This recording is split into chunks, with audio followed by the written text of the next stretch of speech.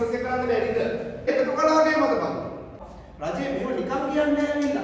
මට පාඩු නේද බිස්නස් එක කරගෙන යන්න බෑ දැන් මට නේද? ඔය මිනිස්සු කෑගේ වැට්පත් වැඩි කරන්න එපා. මේ බාඩ් වල බිල ගන්න නිතායි වලින් මොකද වෙන්නේ? වැඩි එතකොට අපිට වැට් එක නැතුව අපිට බිස්නස් එක කරන්න බැරිද?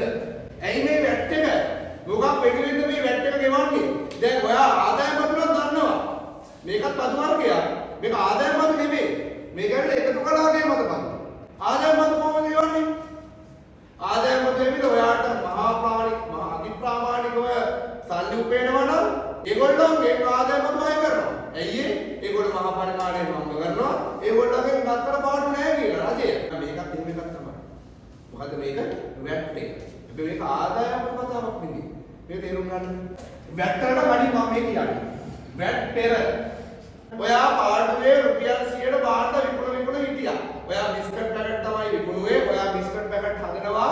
ඔයා රුපියල් 100ට බිස්කට් පැකට් එකක් විකුණනවා.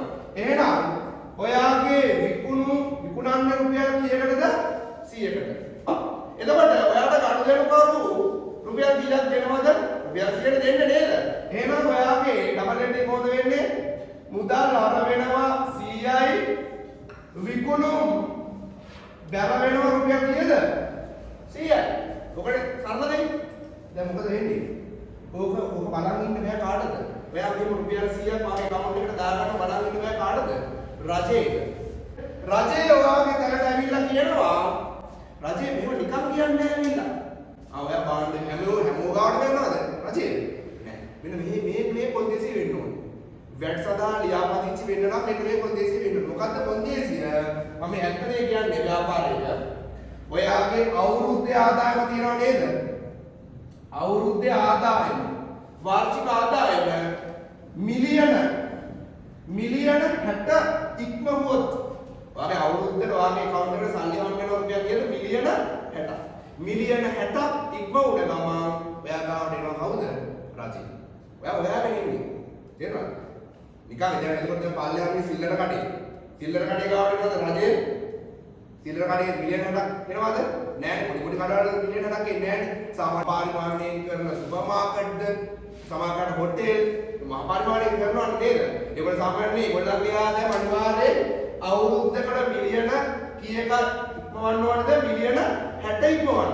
රජේ දැන් ඔයා ගාවට ඇවිල්ලා කියනවා ඔයා දැන් එක භාණ්ඩයක් විකුණේ රුපියල් කීයකටද මෙච්චර කල්? 100කට විකුණුවේ නේද? මෙන්න රජය ඇවිල්ලා කියනවා මට ඔයා විකුණන සෑම එකකකින්ම මට කීයක් ඕනද? රුපියල් 15ක්. පැහැදිලිද වැඩේ? එහෙනම් දැන් මොකද වෙන්නේ? දැන් මේ 100 රජයට දීපන් රුපියල් කීයද? 15ක්. එහෙනම් දැන් ඉතුරු වෙන්නේ කීයද? දැන් ව්‍යාපාරිකයට ඉතුරු වෙන්නේ කීයද බලන්න කියා මන්තිමට 85යි. දැන් මොකද වෙන්නේ? දැන් මට පාඩුවේ නේද වෙන්නේ බිස්නස් එක කරගෙන යන්න බෑ දැන් මට නේද? දැන් මම කලින් රුපියල් 100ට මට සල්ලි හම්බුණා. දැන් මට හම්බෙන්නේ කීයද? 85යි. දැන් ඕක තමයි වෙන්නේ හරියට. මේක තමයි වෙන්න ඕනේ. නමුත් මොකද කරන්නේ? ව්‍යාපාරිකයා මම මොකද කරන්නේ? මම කැමති නෑ මගෙන් එක රුපියලක්වත් අඩු වෙනවා. දැන් මම මොකද කරන්නේ? රජේ ඉල්ලනවා නේද මගේ රුපියල් 15ක්.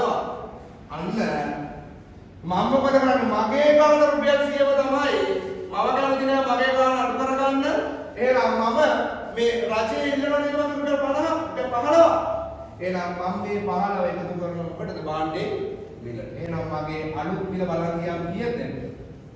එතකොට ඇත්තටම වෙන්නේ මොකද්ද? ආඩට ඇත්තට මේ හිට් එක යන්නේ. අපිට නේද? අපිටනේ පාඩුව ඇත්තට නේද? මේ ව්‍යාපාරික මහා පරිමාණයෙන් හම්බ කරද්දී උන්ගේ රජය ඇවිල්ලා වැට් ඉල්ලනවා. ඒගොල්ලෝ මොකද කරන්නේ? ඒගොල්ලන් හරිනම් මේ කරන්නේ 15. ඒගොල්ලෝ මොකද කරන්නේ?